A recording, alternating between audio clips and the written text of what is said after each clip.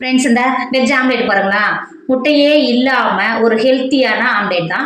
இதோட டேஸ்ட் அந்த அளவுக்கு நல்லா சூப்பராக இருக்கும். நீங்கள் எங்கேயாவது கோவிலுக்கு போகிறீங்க, இல்லை வெளில எங்கேயாவது போகணும், இல்லை முட்டையே யாருக்குமே பிடிக்காது அப்படின்னு சொல்கிறவங்களுக்கெல்லாம் இந்த ஆம்லேட் ட்ரை பண்ணுங்க. அவங்க விரும்பி சாப்பிடுவாங்க. டேஸ்ட்டும் அந்த அளவுக்கு நல்லா சூப்பராக இருக்கும். இந்த ஹெல்த்தியான நம்ம முட்டையே இல்லாமல் ஆம்லேட் தான் செய்ய போகிறோம். எப்படி செய்யலாம்னு பார்க்கலாமா? Hi friends, welcome to Kerala சமையல். இன்னைக்கு கேரளா சமையலில் முட்டையே இல்லாமல் நம்ம ஆம்லேட் தான் செய்ய போகிறோம். வாங்க எப்படி செய்யலாம்னு பார்க்கலாம். வெஜ் ஆம்லேட் பண்ணுறதுக்கு இப்போ ஒரு பாத்திரம் வச்சுக்கோங்க. 250 கிராம் கப்பில் ஒரு கப் நான் கடலை மாவு எடுத்துருக்கேன். இப்போ இந்த பவுலில் சேர்த்து கொடுத்துக்கோங்க.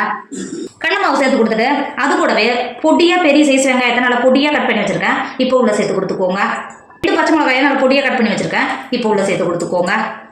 அது கூடவே பழுத்த தக்காளியை பாதி தக்காளியை கட் பண்ணி வச்சுருக்கேன். இப்போ உள்ள சேர்த்து கொடுத்துக்கோங்க. அது கூடவே குடமிளகா ஒரு மீடியம் சைஸ் குடமிளகாவை பொடியாக கட் பண்ணி வச்சுருக்கேன். இப்போ சேர்த்து கொடுத்துக்கோங்க. குடமிளகா இந்த ஆப்ஷன் தான், உங்களுக்கு விருப்பப்பட்டால் சேர்த்துக்கோங்க, விருப்பம் இல்லைன்னா ஸ்கிப் பண்ணிவிடுங்க. குடமிளகா சேர்த்து சாப்பிட்டீங்கன்னா அது உடம்புக்கு ரொம்ப ரொம்ப நல்லது. சேர்த்து கொடுத்துக்கோங்க. சேர்த்துட்டு அது கூடவே பொடியாக கட் பண்ணி வச்சுருக்கேன் கருவேப்பிலையை சேர்த்துக்கோங்க. கருவேப்பிலை சேர்த்து கொடுத்துட்டு அது கூடவே எவ்வளோ பொடியாக கட் பண்ணி வச்சுருக்கேன். இப்போ சேர்த்து கொடுத்துக்கோங்க. சேர்த்து கொடுத்துட்டு நம்ம கடலை மாவு சேர்க்கறதுனால 1 டேபிள் ஸ்பூன் இஞ்சியை நல்லா பொடியாக கட் பண்ணி வச்சுருக்கேன். இப்போ சேர்த்து கொடுத்துக்கோங்க. நீங்கள் இஞ்சி சேர்த்து சாப்பிடும்போது நல்லா ஜீரணமாகும், அதனால தான் சேர்த்து கொடுத்துக்கிறேன். சேர்த்து கொடுத்துக்கோங்க. சேர்த்து கொடுத்துட்டு அது கூடவே 1 டேபிள் ஸ்பூன் உப்பு சேர்த்துக்கோங்க. உங்கள் டேஸ்ட்டுக்கு அனுசரித்து உப்பு சேர்த்துக்கோங்க. சேர்த்து கொடுத்துட்டு 1/2 டேபிள் ஸ்பூன் கரம் மசாலா சேர்த்துக்கோங்க. சேர்த்து கொடுத்துட்டு அது கூடவே 1/4 கப்பு தண்ணி சேர்த்துக்கோங்க. தண்ணி சேர்த்து கொடுத்துட்டு இந்த மாதிரி கடலை மாவு நம்ம சேர்த்த வெஜிடபிள்லாம் சேர்ந்து வர மாதிரி கெட்டி எதுவும் இல்லாமல் நல்லா கலந்து எடுத்துக்கோங்க. நல்லா ஸ்மூத்தாக கலந்து வந்துடும். நம்ம எக்ஸ்ட்ரா தண்ணி சேர்த்துக்கிறதுனால நல்லா ஸ்மூத்தாக கலந்து வந்துடும். கலந்து கொடுத்துக்கோங்க.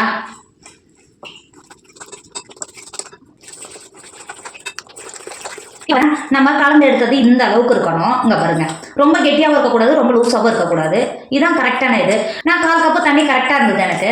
நீங்கள் எடுக்கிற கடலை மாவோட வித்தியாசம் இருந்தால் மட்டும் 2 டேபிள் ஸ்பூன் தண்ணி சேர்த்து கொடுத்துக்கோங்க. நமக்கு வெஜ்ஜு முட்டை மிக்சர் ரெடி ஆகிடுச்சு. இப்போ மாற்றி வச்சுக்கோங்க. ஆம்லேட் பண்ணுறதுக்கு இப்போ அடுப்பில் ஒரு இரும்பு கடாய் வச்சுருக்கேன். நான் ஆம்லேட் பண்ணால் இது ஈஸியாக வரும், அதனால தான் இந்த கடாய் எடுத்துருக்கேன். நீங்கள் தோசைகள் கூட எடுத்துக்கோங்க. கடாயில் 2 டேபிள் ஸ்பூன் எண்ணெய் சேர்த்துக்கோங்க.